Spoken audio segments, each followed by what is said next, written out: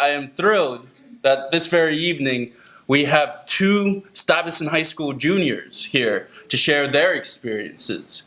They are representatives of the Stuyvesant Student Union, so will you please join me in welcoming Sammie and Venus to the podium.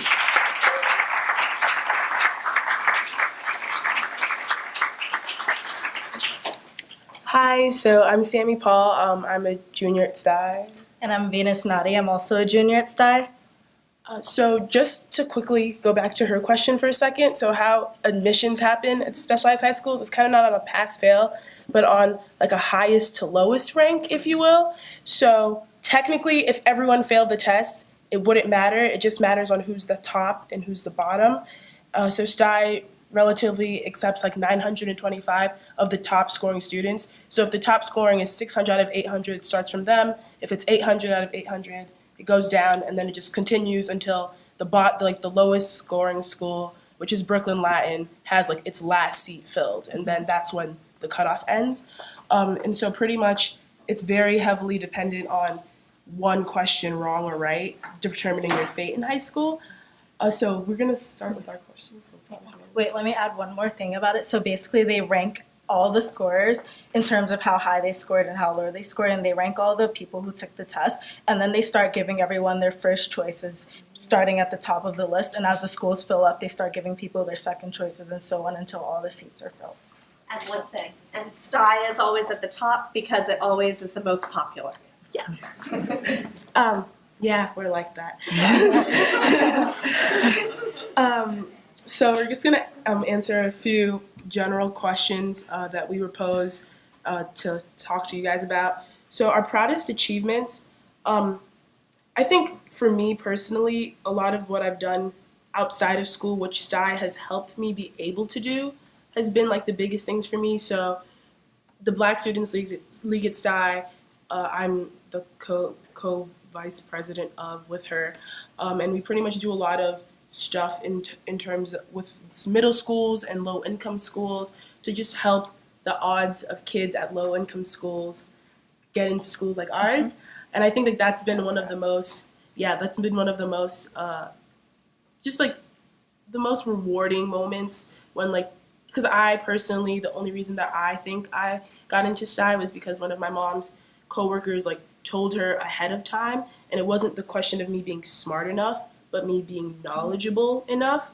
And I think a lot of kids don't get the opportunity to know what they need to do and know that they need to be thinking about high school prior to their September of 8th grade, which is then giving kids 4 months to decide their entire fate for 4 years.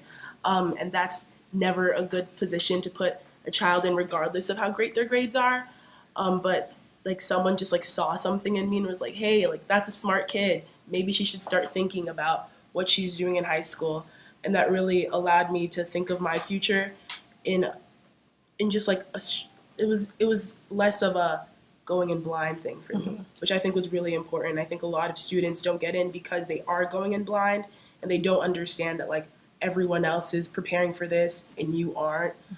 And the odds are really stacked against kids who don't know that prior to 8th grade. Yes. I also had a very similar experience. So for me, my 5th grade teacher, she saw something in me like Sammie's mom's friend did.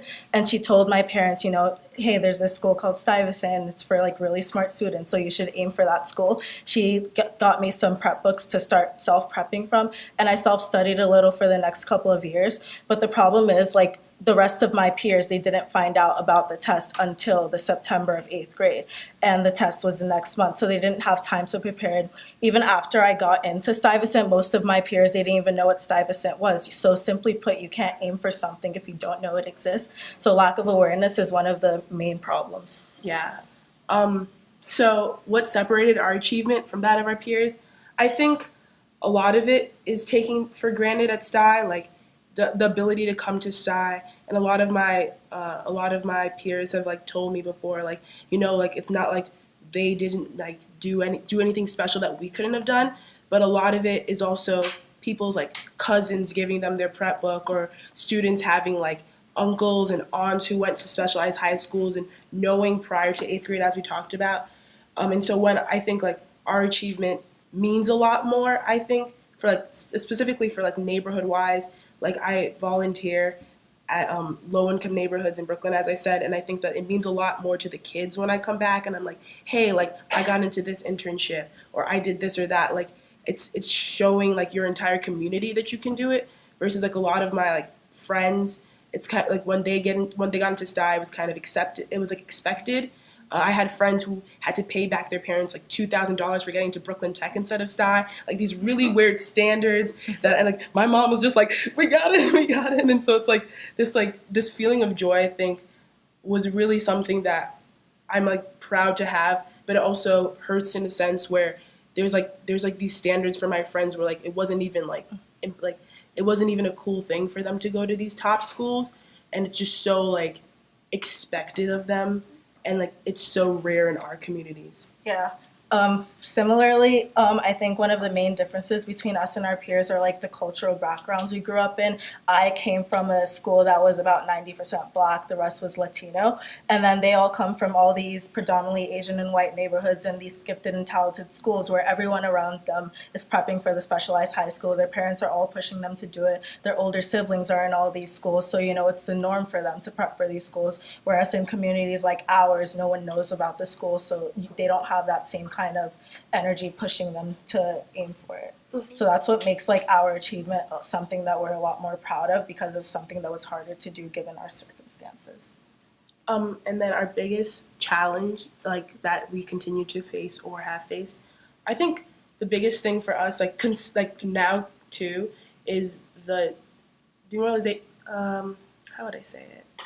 Like the feeling that your achievement doesn't mean as much as someone else's due to your circumstance, meaning that once you get into like these top ranks, it's kind of where at one point like my skin color was kind of my disadvantage has now like oddly turned into like this advantage, and it's like not true at all, but like these like a lot of these like ideas of like affirmative action and all these other different like just reasons to kind of take away the achievement of Black females in a really interesting way where all of a sudden everyone wants to be a Black female. And like, yeah, and it's like this weird thing. Yeah. And like, they're like, oh, it's so easy to get in because you're Black female. I'm like, yeah, but there's only like 7 other Black females here and there's like 100 of you, so I don't really know what you're talking about. Really interesting. But I feel like that idea has been like something new, because I always thought that like it would like now easier if you're a Black female, but you also have to work 10 times harder. And like I've like done so many internships and like have done like so many things outside of school, and it's still like really hard when it's like you only got this because you're a Black female, and like that's just not true. And like I know it's not true, but it took me a long time to like figure that out for myself and figure out like the achievements I've gotten despite being a Black female, and not because I am a Black female, and it's because like I'm a student.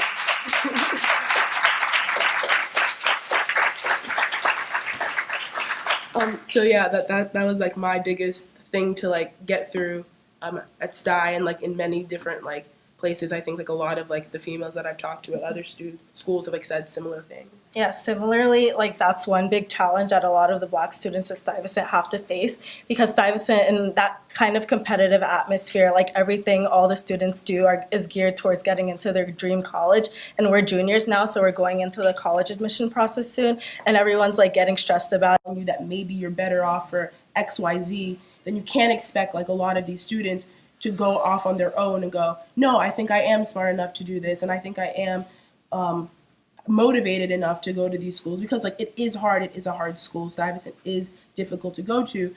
And so if you add on top of that people who are supposed to like know you as a student telling you that you're not good enough for it, then it's very hard to like bring it onto yourself to say like, no, I'm going to push for it anyway. Like personally, I had a guidance counselor who told me that maybe like a smaller school fit, such as like BARD or something, would be better for me personally. But like my mom was like, no, like we're going for the top, and then we went for the top. So yeah.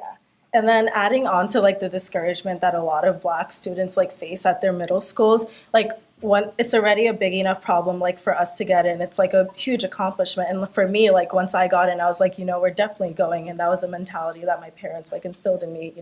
It wasn't like any question about that. But I learned like at like fairs, the open houses we have like for admitted students, a lot of students, like Black students who get in, they question coming because they're like, there are no Black students here. And that's like an issue because that further perpetuates the cycle that doesn't do anything to solve the problem. So we have to, like, that's another issue that we have to fix, getting these students who get accepted to come into the school, because as was said before, only 1 in 14 of the Black students who are given offers accept these offers. So that's a major issue we need to fix as well.